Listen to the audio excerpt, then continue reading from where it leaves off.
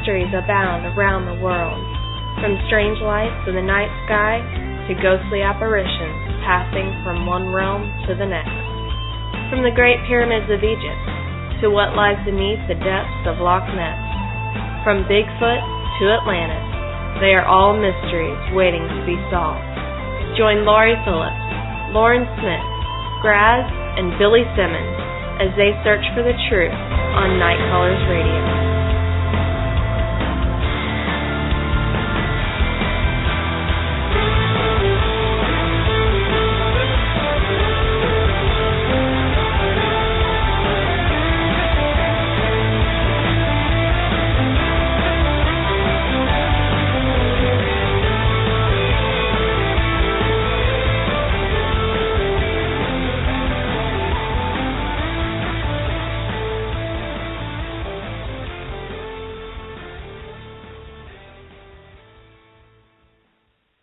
Hi, everyone. Welcome to Night Callers Bigfoot Radio.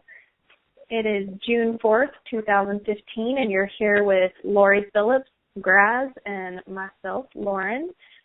Billy is unable to make it tonight, so we are all covering for him, as usual. Gosh, I'm just kidding. How are y'all doing tonight? He's going to kill me. That poor guy. He's being picked upon. His daughter's graduating tonight, so I guess that's a good reason. Oh, definitely is a very good reason. Don't want to miss that. So no, he's a good dad. So how are you guys doing? I'm doing much better, thank you. I had a bad bug, and I'm still kind of rusty. Don't have a great voice yet, but I'm getting close to regular anyway. So that's good. We were worried about you. Mm-hmm. Graz, how are you? I'm fine. Got some plans to try to make it out sometime this weekend, possibly on Saturday, but I've got people coming in, putting in new carpet and new vinyl tomorrow. And I had to pack the place up like I was moving. And I've only lived here 8 months. I just unpacked. I still got some boxes I haven't gotten into yet. I just unpacked. I had to pack everything up again. Put it all in the bedroom. Oh, God. That's okay. I'll get Well, I'd want to get out of town, too, if I had to deal with that again. Yeah. Well, I'm going to try to drive up to Granite Falls. See what that's like tomorrow. Rebecca knows where Granite Falls is. We'll discuss that a little bit later. All right, all you single ladies, you hear that? That's where Graz is going to be. Go meet him, bring coffee. Just saying. I'll just pull over someplace and watch all the cars and stuff running around looking for Graz. I'll sit there and have myself a Subway sandwich and a nice Coke and sit there and watch all the girls driving around looking for Graz. Mm-hmm. Oh, you're so modest. I mean, really. It's okay. Odds are with so, me. Mom, have you... Oh, sorry, go ahead. No, go on. I was going to ask Mom if she's had any action recently out. I mean, Bigfoot action, preferably. Well, actually, I do have something to announce. I did an interview on a radio show called Talk Bigfoot. They don't have a particular night that they're on, but they have a really great show, and I was on it, so you can go listen to episode 4 if you want to hear me on there. I tell basically the history of Laurie and Bigfoot research and her Bigfoot research. So do want you guys to check out Talk Bigfoot, their new radio show, and they've been promoting us, and I feel like they are a good enough show that we are going to promote them as well. So get a chance to go listen. While I was on the show, another lady had interviewed me at first, and that was when I was so sick. Well, he came back in and re-interviewed me, which I'm so thankful for that, because at least I wasn't coughing and I could at least talk. But during the interview with her, all the whole woods outside my house. I was sitting on the porch, and all the woods just opened up, and there was all this howling, just unbelievable howling. And it was so loud that she could hear it over the phone. She actually recorded it, and they played it on the show. And it just even sounds eerier coming over the phone like that. So, yeah, there's been some things. Also, I felt like there was something there that night. I was talking to her. So, but other than that, it's really been kind of dead. So I did have a little bit of something. It's just starting for you. Yeah, I think it is. I think it is. Blackberries are in right now. It finally quit raining. But we've had so much flooding down here that everything is on top of us. We've got deer, all kinds of wildlife. We've got wolves and coyotes, just all on rabbits. It's like everybody's just decided they're looking for higher ground, and we're it. So it's been very interesting here, to say the least. Booger Hill. Yeah, Booger Hill. I don't watch TV. I just sit out on my porch, watch nature change all day. So. Well, I'm jealous of you anyway. Well, you can always move down there. I mean, yeah. Thanks, Greg. Really? Mm-hmm. You've got grass pushing your agenda, Mom? Way to go. Hey, everybody knows what's best for you. That's all I can say. Uh-huh. Recruiting the big guns now. Yep. Well, how about we bring our guest on? I am very ridiculous. Yeah, I'm just really revved up for it. Well, Night Callers Bigfoot Radio presents Rebecca Buttelo of Washington. Rebecca was born in Witchita, Kansas, and the family moved to Klamath Falls, Oregon until the age of 7. From there, the family moved to Spanaway, Washington, in Pierce County, which is quite a hot spot. Rebecca's mother still owns the property and continues to live there. Her family loved animals and had horses, goats, and a few cows. Rebecca went on to train horses and show for a number of years and became a certified personal trainer and successful in both endeavors for about 10 years. Suffering a back injury that resulted in surgery, Rebecca is now physically limited but still gets out when she can. Rebecca is proud to have 4 adult children, 5 grandchildren, and 2 great-grandchildren. Her first encounter and realization of these forest beings was in 1969 on the property that her parents purchased in 1962. She was 14, a freshman in high school, and experienced another visual encounter 6 weeks later on that same property. Terrified of what she had witnessed, she was afraid to venture out into the woods and on trails by herself, and even quit camping for fear of the monster harming her. It took her many years to cope with all the strange things that happened around that home and on that property, and as she lived in fear. Eventually, Rebecca decided to face her fears and delve into a lifelong journey to know more. This step would lead her to more sightings and events on another property she rented from 2006 to 2012.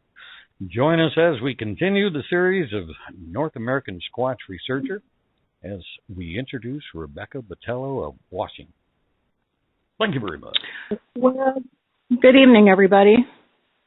Hi, Rebecca, and welcome to Night Callers Bigfoot Radio. How are you doing tonight? Well, thank you for having me. I'm doing okay. Thank you for having me. I just kind of want to start off by saying that I really don't myself as a researcher because I don't get out as much as I used to, but I have had enough experience. I've had enough encounters that hopefully it'll gain some interest here. Absolutely. We've had several people come on that we introduce them as a researcher, and they will say right away, I'm not a researcher, I'm an experiencer, or they'll say that I just study. I'm just studying the subject. I'm really not what you would call a researcher. And so that's absolutely fine. And if we tend to put you in that category, just ignore us, okay? but they still add something. They still add something to knowledge, and that's just fine. Yes. Yeah. I wonder at times why it is that I've had so many encounters, why I've had so many things happen to me. And, when you go through the years and you start sharing all this stuff, there's always going to be somebody's opinion. I've had people who've said, oh, you're marked. I've had people tell me they're drawn to you. I've had people say they like you. And, do they? I just wonder. Huh? You're a Bigfoot magnet. Yeah. I've been called that too. So I'll just begin to talk about some of the things that have happened to me, and still to this day, I've had some things happen to me. I've seen some things in the encounters that I've had. I'm still scratching my head. Thinking this is so phenomenal that I don't even know how to explain it to some people, but I'll try. Okay, I'll try to share this with the public and the audience, and hopefully maybe somebody who's having the same incident, will be able to share this and get some answers also. Well, as you said, in 1969, we moved to the property in 1962, and it was all woods. My dad bought a house on 5 acres. Across the street was 44 acres of county land. It was virgin forest. I mean, the trees were even covered with moss. I mean, you went in there and it looked like prehistoria, We had 5 acres behind that house that was so heavily treed that it took quite a while. It took a lot of effort on my dad's part. He got people, from our church to help and, to be able to cut those down, because my sister and I were begging for horses when we moved out there. We want horses. Please, we'll do anything, And he's like, okay, you want horses? You're going to get out here and help dig post holes. You're going to get out here and help stack wood, He sold off some of the wood, but, we started on this right away. But the thing that started a realization that something might not quite be right is, I believe we moved there during the week, and by that weekend, my dad was military at the time, and he didn't waste any time with anything. He was very strict, and everything had to be moving forward, and he trained his kids like that.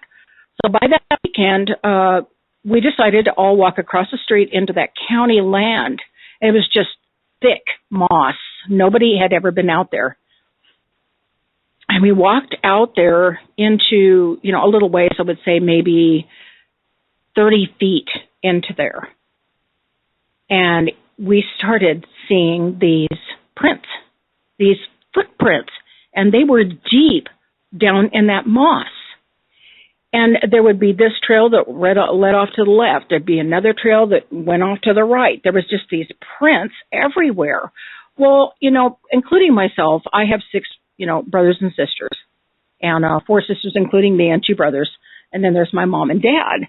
Now, we're all across the street. And like I said, I'm just 7 years old. But I remember that. Oh, my gosh, I remember that to this day. And we're just looking at each other. And I remember my mom said to my dad, Jim, what are all these prints? And like he's supposed to have the answer, And me, we're all scattering. We're kind of all walking around, They're getting farther and farther from each other because we're kind of following these prints, and I'm just looking down. I can't tell you. I don't remember. I was only 7. I didn't know what I was looking at.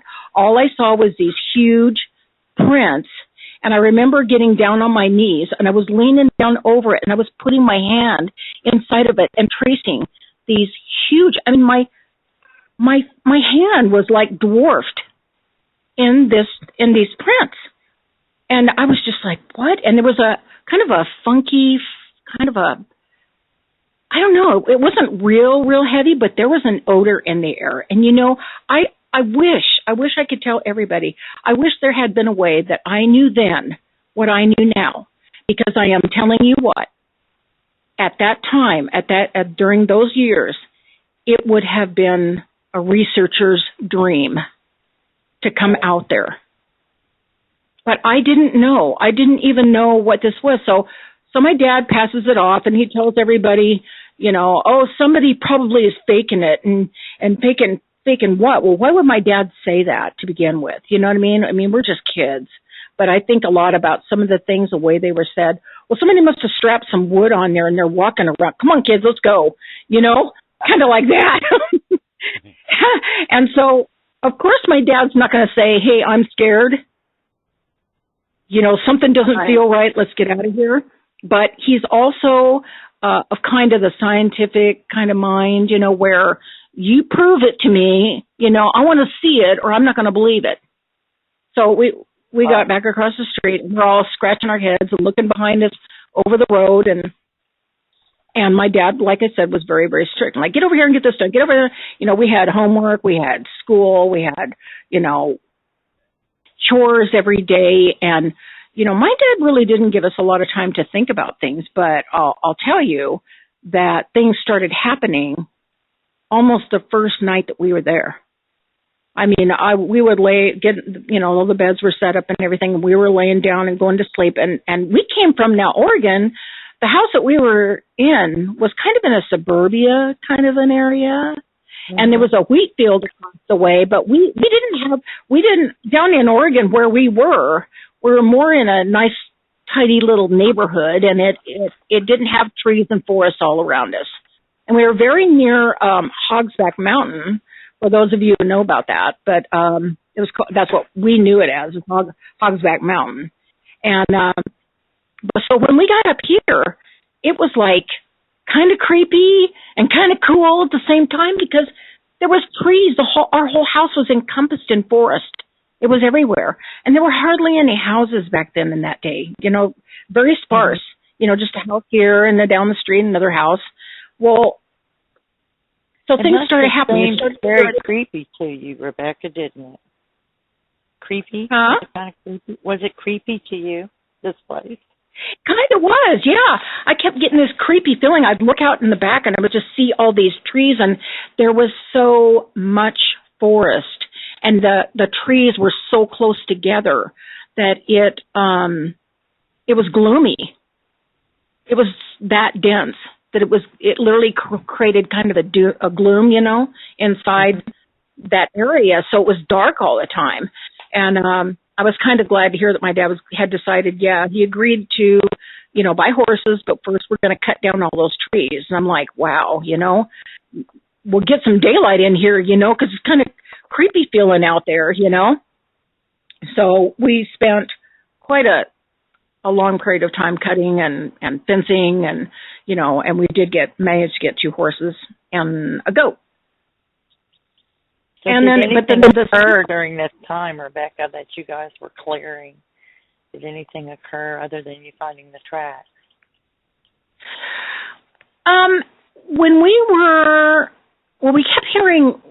We kept hearing stomping around outside around the house, and we kept finding like green pine cones, and kept hearing like that. Up against the house. And, you start thinking, how did those green pine cones get off the tree?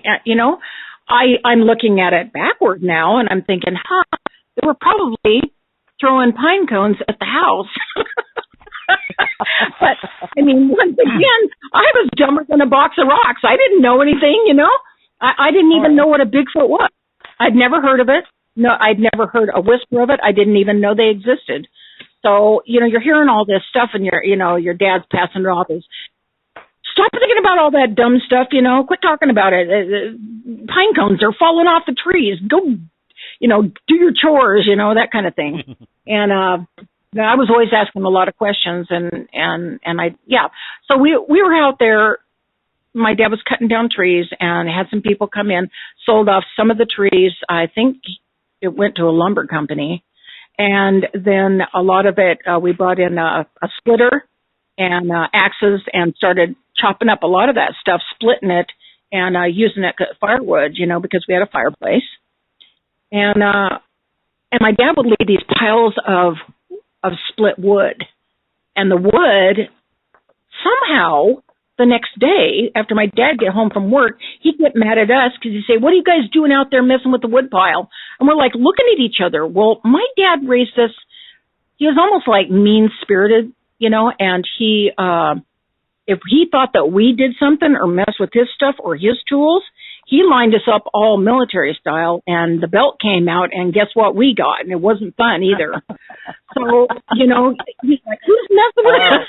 Who's messing? You know, so you can imagine the look on her face. It was like, who's out here? You guys out here messing with my wood pile, you know? And we're like looking at each other like, I was doing this. Well, I was doing that. I didn't even go out here. All of you line up. Yeah, I know you guys are out there messing with the wood. Well, none of us did it, and we didn't have any idea why my dad would say that the wood pile was being messed with. Why would we want to mess with the wood pile? You know, because chunks of wood were being thrown everywhere. My dad was going out there, and some of the piles had been, like, knocked down, and they were strode out everywhere. So he had to go around and pick up all these chunks of wood and drag them back over there and put them on the pile again, you know. So that type of stuff was going on. It wasn't crazy, but then it started the stomping, you know, just the stomping at night. And I remember laying awake at night going, what is making that noise? And somewhere in the back of your head, you're laying there going, what made those footprints? Is that what made those footprints out there? But you know, if you have no reference, if you have nothing, you know, if you have nothing to refer it to, you can't come to any conclusions. So as a kid who knows nothing, you just kind of get swallowed up in daily life, you know, whatever. But as the pasture started getting cleared and the fence started going up, we started hearing howls. Now, I found that kind of interesting when I look back on that. I don't know if they were mad because their wood got taken away, their hiding places, you know, is getting cleared out. I don't know. We started hearing howls around the house at night, back and behind the horse pasture and across the street where those footprints were found in that county land. Well, I used to sit there and look at my mom and say, what's that noise? And she'll say, what noise? And I said, Mom, listen, what's that noise? You know? And she goes, oh, it's probably a coyote or something, you know? Get over here and help me with dinner or something like that, you know, kind of deal. And I'm like, Mom, is that what a coyote sounds like? Well, maybe it's an elk. I'm like, well, what does an elk sound like, you know? You know, this kind of a thing. And they got so irritated at me because I had questions and I wanted to know. And none of the other kids, my brothers and sisters, seemed to care. It's like it was going on and nobody was paying attention. Or maybe they were and they just didn't want to talk about it. I don't know. I still don't have any answers about that. So it seemed like a sore subject with your parents, so I imagine that's why they didn't say anything. They didn't want to line up. It could be. Yeah. There were things that I found out years later. I found out years and years later. My mom finally told me. She said, "Well," she goes, "I used to see faces in the trees." And I said, "What did you say?" And she goes, "I used to see faces up there." And I said, "Mother," I said, "you never told me?" I said, "Why didn't you ever tell me?" She goes, because, she goes, you were talking all the time and you were getting the kids scared and I was afraid you were going to get in trouble with your dad and get beat. And she goes, no, I didn't want to talk about it. Mm-hmm. And I just looked at her and I'm like, wow, you know, because I knew, you know, by then I knew by the time I finally got this out of her. And this was she only started coming out and telling me stuff about a couple of years ago. So anyway, time went on. We kept hearing the howls and, you know, hearing branches snapping at night around the house and, you know, little bumps against the house and things like that. And my dad kept insisting it's probably elk or it's probably deer. And so then we bought another horse. My dad bought me a beautiful registered Tennessee Walker, and I was in love with horses. I mean, the horses, I was a horse crazy kid, you know. That's all I could think about was that horse, you know. Yes. And but so not too long after that, they got ran through the fence. Excuse me. Yeah, they ran through the fence. It was early in the morning, just getting light, and they'd run through the fence. Excuse me a second. And we all had to go running out there, and the vet had to be called, and I had to be rushed off school, get ready, get going to school, and my horse had a cut on his shoulder, and a drink of water or something, Rebecca? Oh no, we had a huge bathtub out there, and my dad required me to clean that bathtub and keep that clear, crystal clear. We were on a well, and the water was so good. The water was so clean coming from that well, and it was coming from a glacier river, and they had plenty of water because my dad would go out there and check. And let me tell you what, if that thing wasn't filled to the top, or if those horses hadn't been brushed down or their feet clean, I was in so much trouble. So that wasn't it. And he had built a kind of a open, what I want to call is an open-ended barn, and they could go real deep in there. There was a feeding troughs and stall areas that were open where they could come in and out as they choose, but there was plenty of room for them to leave the stalls and still stand underneath cover, during the wintertime or the rain or whatever. And they started doing things like I would feed them in the evening, and they would be eating, and then all of a sudden they would just run out, and they would just take off down the field, and they would stand there and snort. And they're flagging their tails, and they're looking toward the woods, and they're flagging their tails. And I'm like, what the heck? And I told my mom about it. I went in, and I said, Mom, I said, the horses are running around acting like something's out there. I said, well, what do you think that is? And they're like, oh, it's probably deer. But you got to be careful out here because there might be wild animals. And I'm like, well, gee, thanks. That makes me feel a lot. You guys always make me come out here by myself to do everything because I was always the one that had to feed the horses. Yeah. I had my sister help too in the morning too, but at night it seemed like I always had the chore of, feeding at night. But, so time went on, and in 1969, it was in October, and I was a freshman in high school. And it had snowed that year. It was just kind of this blanket of snow, and the air was real crisp. It was cold, and I had gone for just a short ride because it was cold. I didn't want to be out there a long time. And cooled my horse down, brushed him down, did everything I was supposed to, fed the horses, and I was back in the house by, I want to say it was something like quarter after four.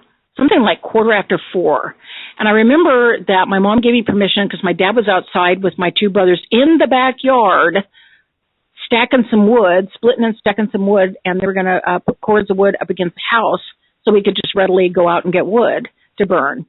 And so I passed them. I went in the house, and my sisters were in the kitchen cooking and helping my mom fix dinner and talking about some dumb baby shower. And I was a tomboy. I didn't want to talk about no baby shower, So I asked, she gave me permission to go in the living room, and watch a TV show.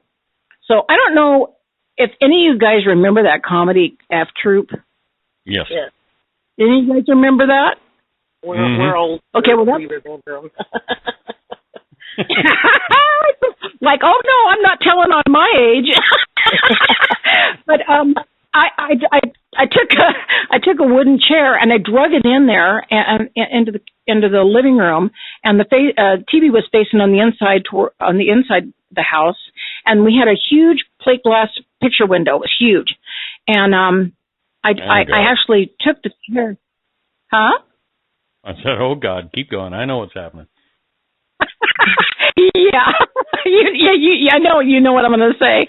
So I put the chair up against. I actually leaned the chair up on two legs, and I got my arms crossed, like I'm a boy, and I'm leaning up against the plate glass window. So my shoulders and the back of the chair were leaning up against that plate glass window, and I was watching this show, and I was just laughing, and I was laughing, and I kind of slightly glanced to my right, and I saw this movement.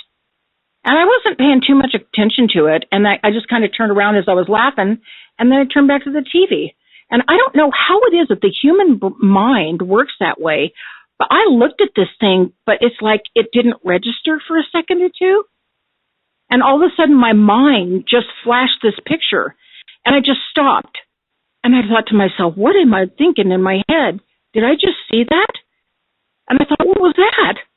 And I had to make myself turn around. I mean, you think something's at your back. You may not want to look, but you're going to look anyway because it's a preservation, kind of a feeling, And so I slowly turned around, and I'm looking up at this massive gray. Massive. I mean, I was looking in his eyes, and I couldn't move. I could not move. I was frozen with fear, and I was looking at it straight in the eyes, and I couldn't break my stare. I didn't know what I was looking at. It was a monster. I was afraid I was going to die that day. I really believed in my heart that I was going to die that day because I didn't know what this was, and it made me look like a midget, and it was looking down at me, and its eyes were just piercing right through me, and he did not look happy either. I mean, he just didn't look happy. Kind of like this. His mouth wasn't open. His lips were straight, but he had this one had red eyes. I hear about the dark eyes and the whole deal all the time. This one had red eyes. And yeah, the light in the kitchen, the light from the kitchen was on. And it was, at that time of year, at that time of day, it started to get dark. Here you got this light blanket of snow on the ground, and it's reflecting light, you see. So there's still some light there, and I can see this thing. And I'm thinking to myself, help, in my mind. I'm thinking, help, and I couldn't get it out. I couldn't open my mouth. I couldn't utter a word. I was paralyzed with fear. And my mom and my sisters are in the kitchen talking away, and I couldn't say anything, and it was standing right there. So I don't know how much time you guys passed. I don't know. It probably, how that something like that, for those who have had a face-to-face encounter, or for those who have seen something where they've like this or had this kind of encounter, something can feel like you were there for an hour when you were there just for a few minutes.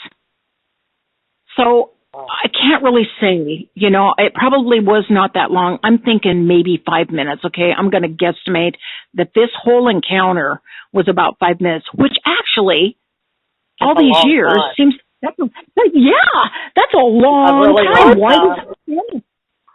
And anyway, I just scared. And I was sitting on this chair, frozen, looking at it, and it was looking down at me, and I had the feeling it was looking at me like, I can't explain this except just to say what I feel. It's like it was saying, I know all about you. It's like, I know you. I know you. And he would look just at this stern lock onto my eyes, and I thought, I'm in trouble. I'm in big trouble. This thing is mad. I don't know what it is, but it's going to kill me. I'm going to die this day. I know I am. Please, God, please help me, and I'm like in my head because I couldn't move. And after that, my eyeballs began to move, and I just sit there, and I was still frozen, but my eyeballs would move. And I just started looking him over. I was just looking at his chest and his arms and his torso, and he was just this silver gray color, and he had hair. His face was covered with hair, and I don't hear that a lot. I don't hear that from people saying. I hear exactly the opposite in a lot of these reports. But this one had hair growing out of his face. It wasn't covering his face. It was growing. His face was covered with hair. And you guys ever seen some of these illustrations through the years? There's an illustration of a big, huge Bigfoot, and there's a young guy. It's a drawing, and the guy's got his arms up and everything like he's scared to death, and this thing is looking down at him. Well, his face he's a gray, and he's got this stern look. He's looking down like at this boy, and his face is covered with hair. And I thought, wow, that's what I'm talking about. I keep trying to tell people it had hair on his face, but it had red eyes, and it wasn't because that light was on, you know how an animal reflects, animals reflect that light, that red light. Right. It wasn't like that, you guys. It wasn't like that. It was almost like it glowed, almost like there was like it came from inside of it, like it was generating its own light. How do I say that? That's the only way I can explain what that looked like. And I didn't see any whites to his eyes, and he was just massive. But he had these black and brown hairs, sparse, like prickly-looking hairs all through this gray coat, all along his arms, all down his chest. There was more gray than there was just these sparse black and brown hairs. And I remember his torso was bigger than the length of his legs. Like he looked out of proportion. And he had a huge, muscular barrel chest. And his arms come down almost to his knees. And his hands were cupped backwards. But I saw on the top of his hands that he had less hair, and you could kind of see through this thinner hair, and the skin was like a dark gray color. Mm-hmm. Kind of a leathery gray color. And right. Then once you're sitting there and you're looking there, your eyes are moving, you're thinking, okay, this is just the craziest thing. Am I really, it's like your mind doesn't want to register what you're really looking at. You're still looking at it, and I'm still sitting there looking at it, but I didn't realize it at the time, but I was in shock. I was in a state of shock. And I just kept telling myself, jump out of the chair, jump out of the chair, just jump out of the chair, just jump out of the chair. And nothing would work. It's like my muscles wouldn't work. I couldn't get out, And I was like, God, please help me. Please help me. Please save my life. Don't let me die like this, And I thought, okay, this is what you're going to do. In my head, I'm thinking this. You're going to turn your head around and you're going to jump. You're just going to jump. Just jump, And it's just like my muscles wouldn't work. But at some point in time, I was able... Go ahead. I'm just commenting, oh my God. You have no idea. I was only 14 years old. I was only 14 years old, and I didn't even know these guys existed. Nobody ever told me about a Sasquatch or a Bigfoot or a creature that roamed the woods that had hair on it. Maybe I could have handled it a little bit different if I would have, at least my mind had been accustomed to knowing that something like that existed. But I was terrified. I was terrified. And so I was able finally to break that stare. I turned my head just slowly. I thought, I got to get out. I got to get out of here. I got to get out of here. And I was able to break it. And I was turning my head around toward the TV. And as I turned my head away from him and I was facing the TV, I was trying to get my legs to move so I could jump. And all of a sudden I hear a car on the road that was in front of our house screeching to a halt.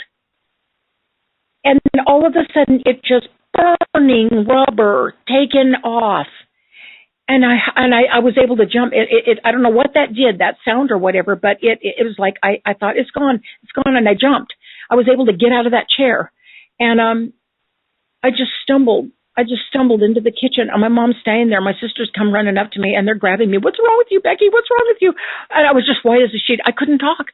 And then finally, when I was able to start coming out of this state of shock, I just started bawling convulsively. And I still couldn't talk because I was crying so hard. I was crying so hard, and I just bawling. And it took a while before I could even speak. And when I told my mom what I'd seen, she goes, "What? A monster? Becky, what are you talking about?" And I was just like, "Mom." And she goes, well, you saw something. You had to have seen something. But she kept telling me maybe it was a demon because when I was able to explain to her what it looked like. So she opens the door. She's going to go outside. I'm like, "Mom, don't go out there. Don't go out there. Don't go out there." And she was like, "Becky, just sit down, And she went out there and she went over by the bush and she said, "Yeah, something's been standing there. Something was standing there. Something about the wood. It was all muddied up and messed up right there by this bush." And I was like, Mom, don't go out there." And then I'm starting to think, uh-oh, I got to go out and feed the horses tomorrow morning. I mean, I would beg. This went on for a few weeks. I was begging my mom, "Mom, will you go out with me to feed the horses, Mom?" And it was just, and my mom said, "Look, Becky, your father, he's going to sell those horses if you don't get out there at 6 a.m. in the morning and those horses aren't fed by 6 a.m. or 6 p.m. at night. You know that was the rules. And if you miss that feeding 3 times, your dad's going to sell your horse. And I love that horse. If it wasn't for my love for that horse, I would have said, sell him. I ain't going out there no more.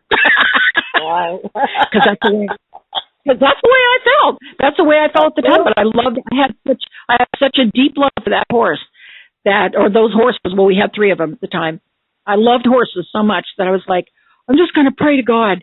I'm just going to pray to God, and I'm just going to ask him to help me, to protect me or something. I mean, it can't be everywhere at once, you know. And so as time went on, you know, it had been like 2 weeks, 3 weeks, and I was like, I don't know what this thing is. How do I find out? So I told Mom, I said, can I go talk to somebody? You're going to talk to anybody. Well, maybe the neighbors, or maybe somebody at school. You're not going to say anything. Your brothers and sisters go to that same school. I mean, and this is kind of what I was getting, you know. And you better not talk to your dad about this. You bring this up to your dad, and you know what's going to happen. You're probably going to get the belt. So you just need to be quiet. You just need to stop. And so I was in this all by myself, absolutely petrified, and So I finally went to the school library and I found a book. And I don't know who made it. I can't remember who the author was, but it was on the abominable snowman, and it showed this big grayish white thing yelling with its head up. And I thought, I know you guys are going to laugh because I didn't know any better, but I thought, there it is right there. What's it doing coming all the way from the Himalayas down here? What's it doing down here? Because that's what I was thinking. I was like, why is it down here? You know, it's a long way, you know? And so I thought, oh my gosh, so you mean I can't believe this is what I saw. So what is this thing? You know, and then 6 weeks later, it was on a Saturday morning. My dad had a regular habit of waking us up on Saturday mornings at 6 a.m. And he would make us do chores, and he, you know, so that everything was done, and then we could have some free time. And so at 8 o'clock in the morning, I'm in my sister's bedroom sitting on the floor, and her and me are playing paper dolls, and she's sitting there looking down at arguing with me about some dumb paper dress. And all of a sudden, I feel the floor start vibrating a little bit. And this little one that just looked like the same color as Dad, kind of husky looking, just nonchalantly goes loping through past the window. And in this bedroom was 2 windows. They were large windows. This whole house had large windows. And the bedroom had 2 windows, this particular bedroom. And it went, and it just loped past one window, and then I saw it show up around the corner of the house in the other window, and off into the woods it goes, right on the other side of the house. And my sister looked at me and goes, no, she's looking at me. She's arguing over a paper dress. And she looks up at me and she goes, what? And I just looked at her. I just said, never mind. Just, I don't want to play anymore, you know? And she was like, what's the matter with you? And I'm like, I got to go. I'm nothing. Because I thought to myself, if I say something, my sister, at that time, my sister was a tattletale. Because if I told her, she's going to go tell some, you know, and I'm going to get in big trouble. So I just sit there and I thought, I can't believe this happened. There's more than one out there. So now there's what? A family of them? You know, it was the same gray color. I mean, I can't believe this just happened to me. So now I'm faced with the realization that there's more than one out there. Well, no wonder I've been hearing weird stuff at night, you know? And, yeah, that was really difficult for me to deal with. It was very traumatizing at that time in my life. And, I'm like, I ain't going out in the woods anymore. I'm not going out in the woods anymore, you know, and a couple of times, you know, I was started to go out motorcycle riding with my brothers, but I would get scared and make some excuse why I had to go back in, and I just couldn't make myself go out. I just couldn't do it. I was scared. So but I used to, you know, before that, I used to ride my horse out in the woods, and I would hear branch snapping out in I'm talking about McCord. I'm talking about the Fort Lewis Reservation that was right at the corner of where we lived. It was like a city block away. So I think what they were doing is they were going they were coming out of the Fort Lewis McCord Reservation. They were coming across the street into that county land, and then they were coming across the street into our property. And they were probably used to going through there all the time before you guys moved in there and cleared it out. You're doing a wonderful job, Becky. You are doing a wonderful job, but we are going to stop for intermission. So. Already? Okay. Yes. See how fast it goes? The show is half over. See how fast it goes? I haven't even started. Well, we have some questions when we come back. So go and get your glass of water and shake it out, and you're doing fantastic. And we will all be back in just a little bit. Okay. Okay, we're back. Becky, are you here? Yes. At that age, the same age, give or take, I was over on the peninsula. And we had picture windows just like that, and God, I hated those windows. Yeah. I hated them. It's just black out there, and you know there's something out there. There's woods. There's stuff going on out in those woods. I just know it. I hated those windows. Yeah. So as you were growing up, I mean, have you talked to your brothers and sisters about this now and whether or not they saw anything? Well, my sister didn't have a choice either because later on, when I believe I was 16 years old, we had a wood incident where something came up and grabbed 2 cords of wood that was stacked up against the house and threw it. We called the police. Police went out and came back white as a sheet and said, we found some strange prints out there. Lock your doors. If you have any other problems, call us. And then they just literally spun out of our driveway. Go figure. And they never came back. But then my sister, the following summer, I was a tomboy and I was a little bit of a risk taker. And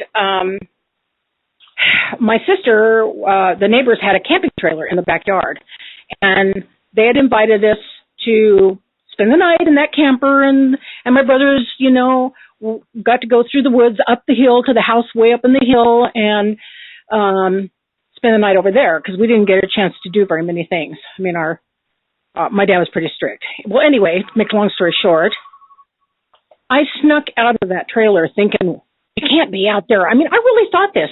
They got to be somewhere else. I mean, they can't just be here all the time, because I was going to sneak out of that camping trailer at midnight, and I was going to go through the neighbor's fence and through our backyard and through the woods and up the hill, and I was going to hang out with my brothers. And so I had this all planned out, and I did. I made my way up there, and we hung out and talked and laughed and kidded around and with the neighbor guy up there, and then they told me to get lost. And I'm like, you're not going to leave me. I need you to walk me through the woods. Get lost. You got yourself up here. You get yourself back. No, what if something's out there? Get out of here. So, yeah. And all of a sudden I realized I'm going back there alone. And I got stopped, you guys. I got followed. And it was the scariest thing after what I had already experienced. And I would take a step and I could hear it behind me. And so I told myself, God, I'm sorry, I'm stupid. This is what was in my head. Please help me. Send your angels to help me. Something. Please help me. I don't want to die like this. This can take me out in the woods and nobody will ever find me again. Please help me. And so I'm saying, all this stuff is going through my head. And I'm like, okay, I'm going to take one step at a time. I'm not going to run. You're not going to run. You're going to take one step at a time. And so I took one step and I kept hearing this crunching behind me. And I'm like, something heavy. And I'm like, I couldn't turn around because I thought if I see that thing behind me, because it sounded like it was about maybe 20 feet behind me, I thought I'll faint right there and it'll take me away and kill me. So I just kept walking, and I squatted down and went through that one picket fence that I'd gotten through, and I grabbed that trailer, that little camping trailer door, and I jumped in there and locked it. And as soon as I did it, it started rocking that trailer back and forth, like it was going to knock it over. and my sister woke up and she's screaming her head off. The neighbor girl that was in there with us, screaming her head off. And it terrified both of them, and we stayed awake the rest of the night. And my sister clammed up. I don't know if she was angry with me. I'm thinking maybe she was. And she would not talk about it until last year. Okay, it's been, 44 years now? And I was at my mom's visiting, and I brought that story up, and she just spouted off. She was totally quiet, not talking. She doesn't talk very much. And she just spouted off me, and she goes, and you brought that thing back here. And I said, I'm just shocked. I'm like, oh, now you want to talk about it.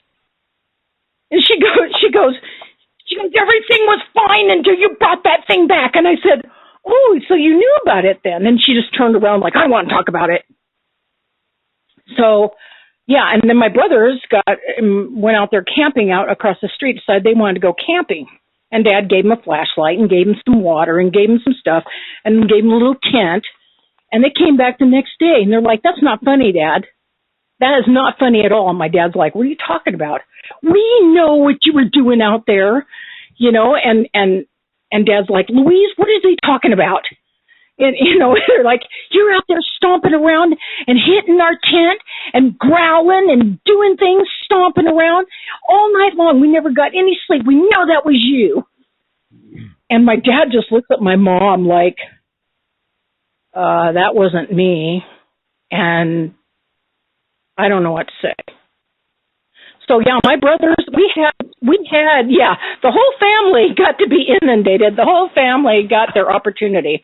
My sister, on her half Arab, she went out on the reservation alone one day, and something reached out of the bushes and tried to grab her, and this horse was already not very well trained, and she took off. She was in a hackamore, and she took off. My sister could not stop her.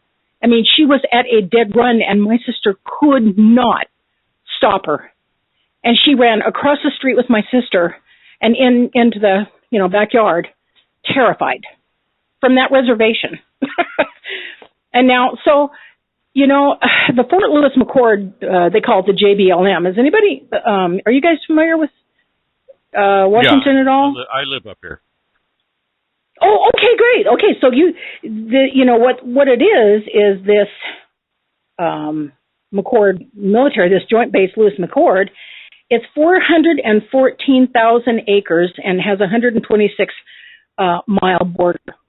And we could just walk down to the corner, literally walk a city block, cross Highway 7, that's Mountain Highway, and go into it.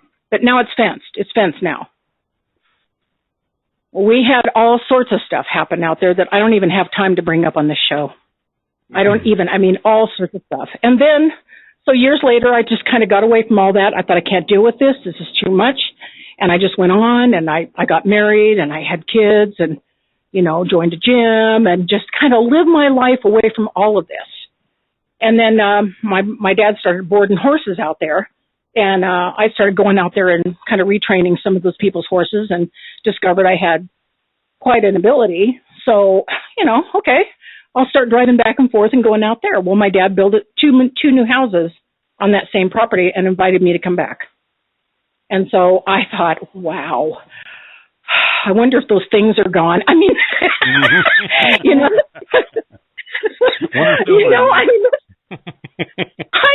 still with me. And I'm like, are they gone?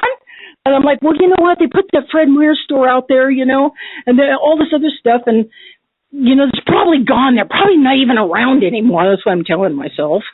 Well, they weren't gone. They weren't gone. But I went ahead and, there's when I was on Sasquatch Chronicles, Wes was a military personnel there on that, and he confirmed everything that I said. Yeah, well, he confirmed Fort Lewis has always had sightings out there. There's always been reports, and the military doesn't talk about it. If you see something, if you're one of the guys out there training, if you see something, you don't say something, otherwise you're going to get in trouble. So it's been known for years about that place. Right, but I didn't know that. But boy, I'll tell you what, boy, were they out there. And I think I just think that's where they were coming from. I think they were coming across the reservation. They were crossing Highway 7, going into that county land. And, I always ended up to be the one they were following. I mean, yeah, they messed with my brothers when they went out there, and yeah, that incident happened with a camping trailer, but there were so many other things. And maybe it's just because I was, you know, I liked to run. I'd get out there and I'd run, and I'd just run and run back and forth. I was always out in the woods. I was always hanging around by myself until I had that sighting. So for some reason, I just feel like I got targeted, you know, but I never got over any of that. And then I moved back to that home, and then my father died.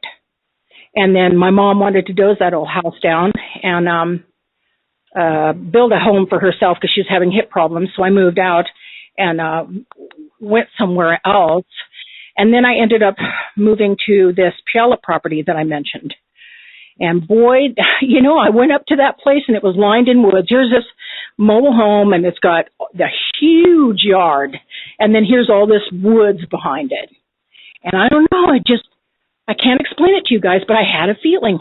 I just had a feeling. And boy, did things start happening then. I mean, right away. And I know that, I don't know how to explain this because there's several camps of people. There's the kill and the pro-kill. There's the camp that believes that they're just, there's the ape camp, okay? There's the camp that believes the opposite, and then there's the camp that believes in the paranormal. And if you would have told me years ago, just from, you know, me trying the best I can to learn about these guys without getting myself hurt or killed or anything, if you would have told me back in 1995, for instance, or you told me in 2000 that, you know, somebody would have come up to me and said, look, these guys got paranormal abilities, I would have laughed at them. I would have said, you know what, I don't know what you're talking about, and I don't want to hear this. And, you know, I've had enough, you know, already things that have happened to me, and, you know, I don't know if I want to talk to you. You know, I mean, really, that was where I was. But when I moved to this property, there were 3 of them out there behind my place, and they made themselves known in a real big way. And even my son's friends were always, you know, coming over. There's something out in your woods. There's something out in your woods. And I'm like, yeah, I know, you know. And it scared them. A lot of times it scared them. They say, something's big. They're out in the woods breaking branches and walking around. I'm like, well, I don't know what to tell you because we're just out there, you know. But I decided to face my fears. One of the things we've always said is that once you have a sighting, once you verify within yourself that there's something there, that it changes you, and you can't walk in the woods anymore in the same way that you did before. Your senses explode. There's just a sense that you know something. You and them and the rest of the woods, the rest of the animals, or the whatever, you start to be able to open up your senses to what's going on around you. And they live in that zone, let's say. I call it, they swim in nature. They move through there sensing every single thing that's going on around them. And when you open up to that, they know you're there anyway, but they also know that you know. They know you're a knower. Right. So Billy's got the same problem. He's down in northeast Texas. He's got the same problem you've got. He's a magnet for it. And whenever he goes out in the woods, he can't help but basically wake them up to the fact that he's there. And every time he goes hunting, he's got something going on around him. And he's pretty much accepted it. He just tells them, you go about your business, I'll go about mine. He just wants to go out there and get in a tree stand and bring something home. So it's pretty much the same situation with a lot of people. Ever since I saw one, I get the same feeling when I'm out there. And I can't hike anymore, so I just go out on the logging roads. But there are times I can feel something and times I can't. So there is something to that. No, you're right. I know Bob Gimlin. Oh, go ahead. Yeah, no, go ahead.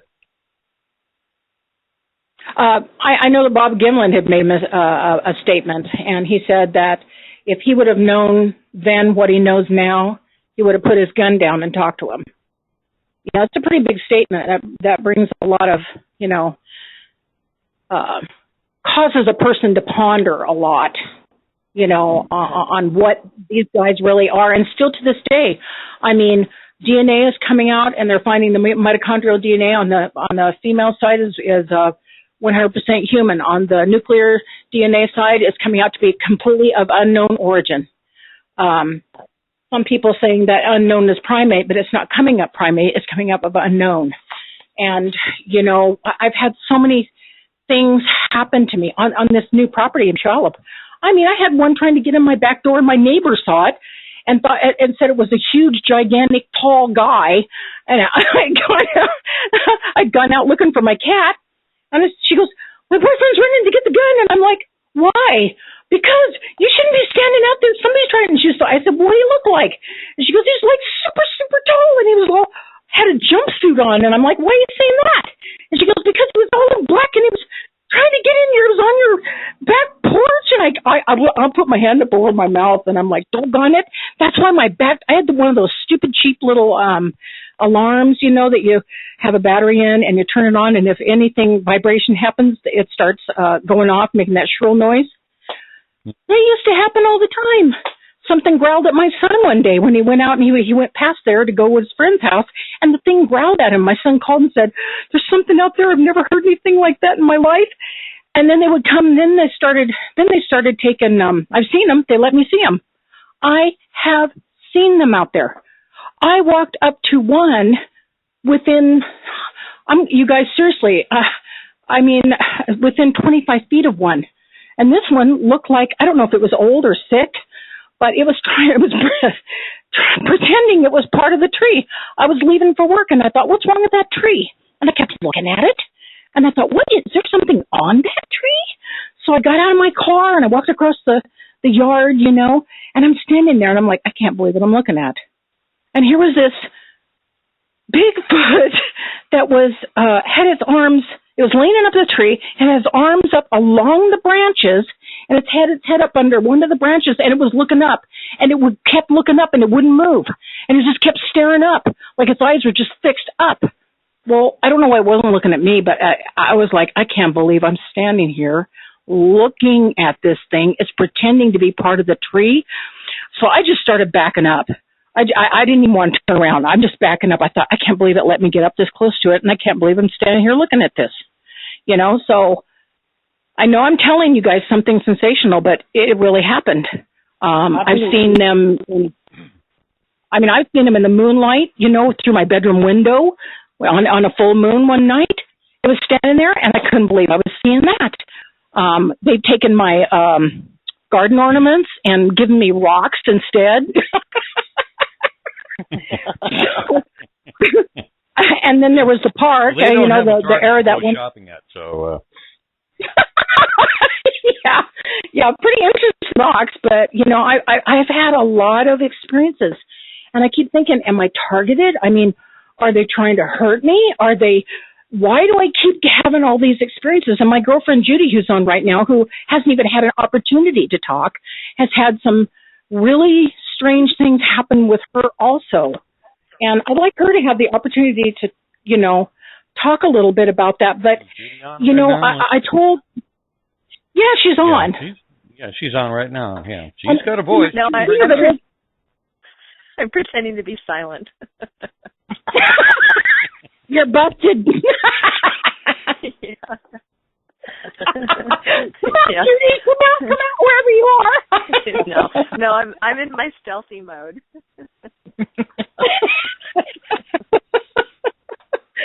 I'm talking all the time away. I don't want to, but we, her and I have been, become the best of friends, and we have doing our own reading and our own research and our own talking and, seeking things out. I don't know if you know who Shannon Gilmore is, or Kat Hansen, if anybody knows who she is, but they keep warning that they might not be this nice cuddly little thing that wants to come give you a hug if it gets a chance. There's an element here that, I just think that people really need to use caution. I just really, at some point in time, I guess when that all comes down to it, yeah, I've had interactions. I've been given rock stacks. I don't know if that's showing on the screen right now because I'm talking on the phone, but there's been a lot of things that's happened. But even Kat Hansen warned against that. She says, be careful. Some of them will leave rock stacks because it's an ornament and they get you looking at that and you could be attacked. Now, I'm not trying to put a kibosh on everything that everybody's doing and make everybody feel, like I'm saying, okay, look, I'm going to share my story and then tell you guys to stay away. But I'm saying that her and I are kind of going back to, I know what I can say. Les Stroud, you guys, have any of you guys seen that last segment he did? No, I haven't. No. Okay. Well, somebody brought it up to him and they were talking about, in the Bible, Genesis 6:4, I think it is, Genesis 6. And there's an actual book on the Genesis giants. And this is kind of the road that me and Judy are starting to go down. And we're going, where it talks about the giants in those days. And actually, some of this stuff that we've been reading, we're like, whoa. This actually brings up a possible theory of where these guys came from. So if you guys are ever inclined to, read a little bit about that or check that part of it out, it's a theory because, come on, you guys, we hear everything, like from the aliens are dropping the Bigfoots off in the woods. I don't know if I know you guys have heard that, because right. People have sworn. The Nephilim or the Bigfoot is all this other kind of stuff along those lines. Right, and the Bible does talk about the Nephilim, but there are just things. It's like when Judy and I go out in the woods now, when we do get out, we're not so cautious, we're not so excited, giddy like we used to be, just running down the trail. Oh, let's go, maybe they'll come out and talk to us, because we're starting to get to the point where we're being just a little bit on the cautious side. So it's just, I just wanted to bring that up. I can't get out as much because of my back, but I also, know that this sucked me in to the point where I was so obsessed, you guys, I couldn't think of anything else. I was just completely obsessed. You can spend all your time, you can spend all your money, and I'm trying to be a grandma to my grandkids and my great grandkids, and I've actually pulled back a little bit, and I'm trying to be I told Judy, I don't want my grandkids going, I don't know, I really never knew her. Something about Bigfoot, I want my family to know me, because my family doesn't share my passion. That's why I don't have anything on my page. I don't put anything on my page at my family's request. But I know they're real. I've had tons of experiences that I didn't get to share here because we've run out of time. But I just want to caution everybody, be a little bit more cautious and maybe do some reading. There's a couple of, Judy, what was that book you were telling me about? Not the, there was the Book of Jasher, but there was that one book you were telling me about. Mm-hmm. Well, the Book of Jasher is just a good ancient history kind of book. It brings mythology, Bible history, and just ancient history all together. But the one that I fell in love with, and I read it when my kids were babies, so that was probably 25 years ago, it's called The Omega Conspiracy. And, that was the one. The Omega Conspiracy is an old book, and it was redone, and I believe in 2008. I want to say the last name is Thomas. But The Omega Conspiracy, that book opened my eyes to ancient history. I've always been fascinated with just rocks and gems and ancient stones and things like that since I was a kid. And the Bigfoot just kind of fell into it for me. I mean, 7th grade, I was learning about Bigfoot, and I just felt like it was this ancient humanoid of some sort, and I didn't even know any better, right? So my dad used to have experiences, and so it's always been on my brain. And then when I read that book, I thought, history always repeats itself. And what is the one thing that we learn from history that we don't learn from history? So if if people want to figure out what Sasquatch is, start digging deep into ancient history, because this earth, it just keeps repeating itself. And I don't want this to make this out to be like a Bible lesson, the radio show. That's not what this is about. But you kind of have to go, maybe there's some truth to it, that the days of Noah, and today is actually the little trivia thing. Today is actually the day, the anniversary of when Noah's Ark landed in Mount Ararat, that region. Today is the day, and so it's interesting that here we're talking about this. But the world is supposed to turn back to as it was in the days of Noah. Well, what was so significant in the days of Noah? That was when the giants were roaming on the planet. That's when the Creator said, "Oh my goodness, things are, not only are they wrong and just crazy and bad, but the genetics is all screwed up. Somebody's been tainting not just the humankind, but the animals." And so this flood came, and that's not just in the Bible. That's in a lot of beliefs, different belief systems. They all talk about this washing away, this cleansing of the earth. Well, why was that? So you just kind of have to start to wonder, why would this higher power, God, Creator, whatever you want to call it, would choose to wash everything away? The bloodline was so tainted. And these watchers, and a lot of people say it's the Nephilim, you can call them aliens, you can call them fallen angels, call them what you want, but there was something very significant going on. And here we are, moving forward thousands of years to today, and that, I believe, is what is going on today. So it just kind of like makes you think a little bit deeper. We're not running around chasing apes anymore. Sasquatch is more than just an ape. We have to think about why are they here? Why are they in hiding? And what's the agenda? Are they good? Are they bad? Are they lukewarm? But there's an agenda there. I promise you that. And I think as humans, we need to actually experiencing one and trying to figure it out and stuff. You start getting a little bit more philosophical about it. Exactly. Well, you get back to your own life a little bit more, and then when you're out there looking for it, you're trying to do it in a little bit more intelligent fashion, without all the emotional process attached to it. And doing your research, a lot of people are researching in so many different directions. It does get confusing, but it's good to have a lot of irons in the fire to be able to compare the notes. Yeah, you're exactly right.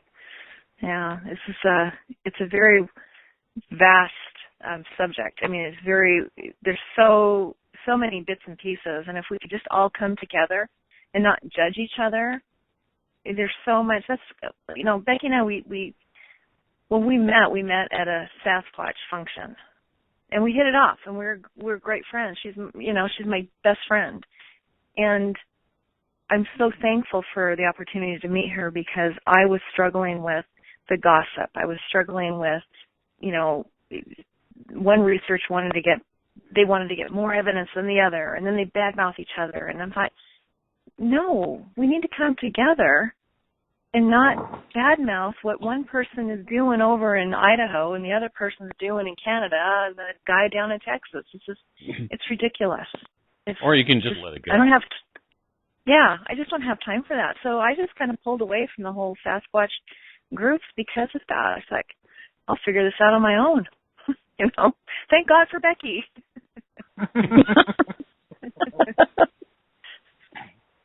103 had a question, and either one of you can answer it. But she wanted to know, do the Bigfoot seem to be getting friendlier as time went on? What was that question again? What was that? Do the Bigfoot seem to be getting any friendlier as time went on?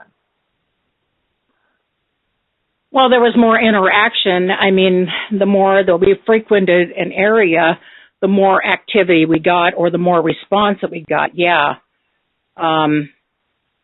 Yeah. I mean, but I'm not sure it's friendly. I mean, we weren't attacked or anything, but I mean, Judy has experienced some interesting above science and what I would call not normal, which falls into the category of paranormal activity also that's hard to understand. But I know I've had interaction. I have gifted and I've gotten something back, and I've gifted and I've gotten something back. And it leaves you happy. You start thinking, oh my gosh, this thing that everybody thinks doesn't exist is giving me gifts, is doing things for me. It's like, this is amazing. But yeah, I mean, we could be construed as friendly. Yeah, I've never been attacked, never. But you know, sometimes I think, in my own way, I'm thinking that God's protecting me. Mm-hmm. Because people are attacked. I mean, you have to treat them as just like any other person. There's some good ones and some bad ones, and even the good ones can be in a bad mood one day. There's going to be some jerks out there, so there's going to be some happy ones that just love to just hang around and watch you. Yeah. No, there. You know, if it's in fact, go ahead, Judy. Well, I was just going to say, for me, it became more frequent and more almost paranormal. They weren't necessarily being friendlier. They were being more actively involved with me in more paranormal experiences. And I'm like, what is this? These guys can go through dimensions. And yeah, for me, it got to the point where I had to say, back off, enough. I don't want to be part of that realm. Right. Yeah. And it's a subjective experience that you can't really relate to anybay else without, kind of ridicule along those lines. So it's better to keep that. No, you're right. Right. Yeah. Oh, yeah. Mm-hmm. What about I don't want to really dabble in something I don't understand. Have you been studying up on quantum physics now this month? Mm-hmm.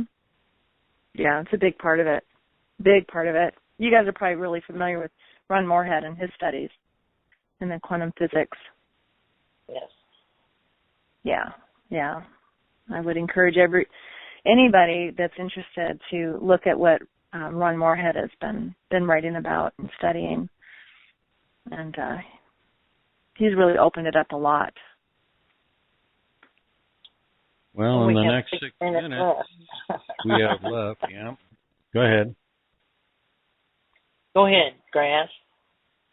Well, what do you guys have planned for the future within the next 5 minutes, if you can get that in the next 5 minutes? Go ahead, Becky. What do I have planned for the next 5 minutes? No. We have 5 minutes left. What do you guys have planned for the future? You guys going to be what is your frame of mind for the future? Well, we still we still go out in the woods. We are more akin to we have a little bit of different mindset now. We're just going out to enjoy, because I love being out in the woods. I've gotten that freedom now. I don't feel like I have to be afraid anymore. But I'm kind of, like Judy said, I'm just kind of going back to our ancient roots and trying to learn from that end of it. I would like to go back to my this one area that I was gifted. I haven't been there for 2 years, where those rock stacks came from, and every time I've come there, I've been gifted, and it just curiosity. I would like to go back there and just see, but mainly just enjoy, because I know I don't have to prove anything. I've had so many experiences that almost like I'm just comfortable with where I'm at now, and I guess I just readily assumed that it could happen again because every time it happened, I wasn't in control. I wasn't in control when it happened. It just happened every single time. The ones that ran across the road behind my car. You think I was sitting there? You think I had ESP and I had a camera in my hand? No. I've had so many things happen. I've never been able to get videos. I don't go out with high-tech equipment. I don't go out searching for them. And I just, these days, just for me personally, okay, just for me personally. You're not collecting I'm thinking more or anything else for other people or for your own collection? If I found something, if I found something, then I would collect it, yeah. But I'm not actually looking for it. It seems like last year, for instance, me and Judy were tromping around this woods and we found a footprint. I wasn't looking for it, but we found it. You've got we don't go actively pictures. Becky, you've got some amazing pictures up on the slideshow. And for those of you that want to see some of the things that she's got a lot of pictures and that she sent me and shared with me, and they're fantastic. I just was really amazed at some of the thank you. I come across. Some of those pictures are from trips that Judy and I have made in the past 2 years too. Some of them. Wow. A most beautiful area. To go out there with you like that. You're so blessed. Yeah. I am. We are. I mean, I love the Pacific Northwest. I got to tell you, I love the Pacific Northwest. And we got some big ones up here. What's the biggest one? What's the biggest one you think you've ever seen? What's the biggest? How tall do you think the biggest one you've ever seen? Well, the one that was looking at me in the window, he was up. His head was almost touching the eaves of the house. So I'm thinking about that one was about 8.5 feet. The one that crossed the road behind my car, out off Mountain Highway and 240th. That one was difficult, but I'm thinking when a car, it had crossed the road behind my car and it was ambling, like it almost looked like it was injured, and its arm was dangling down. It was kind of shuffling, and then it jumped a ditch and took off into the woods. But a car, everything happened so fast, but an SUV was coming down the road, and I was just sitting there. I was thinking, oh my gosh, look at this. And I was trying to get my car in reverse, and I was freaking out because it wouldn't go fast enough. So I got out of my car, and I'm sitting there, and I thought, there's an SUV. I could see lights. Well, you're talking about one of those big Toyota Tundras? Not a Tundra. What is that Toyota SUV? I can't think right now. It was really tall. No, it doesn't. That's a truck. Matter. We only got a minute left anyway. Okay, so his head was above that. His head was above that by like 1.5 feet, maybe 2 feet. So that one could have been a 9-footer. Could have. Or 8.5, 9-footer. So I'm just going to throw it out there and say 8.5 feet. And that's big enough for me. That's big. That's big enough. That's pretty big. Becky? Yeah. You're wonderful. Thank you so much for coming on our show. And Judy, thank you Oh, for you're welcome. in. You were really a phenomenal guest. I want to tell you, you had me on the edge of my seat. I love the way you told your story, and I truly related to your story. True. I hope you'll come back and see us sometime. Yeah, but just if anything happens in the future or any incidences or whatever I'd like to talk about, we'll call you up. Okay, that sounds wonderful. Thank you so much for coming on. And I hope you everybody have a great evening. I did. It was great. Thank you for being such wonderful hosts. Thank you. It wasn't so bad, was it? It was a little nervous. No, it wasn't. No, it wasn't. Thank you very much. I felt really good. Okay. Well, everyone, let's say good night. We'll see you next Thursday at 8 o'clock on Night Caller. Good night, everyone. Good night. Good night. Good night. Good night.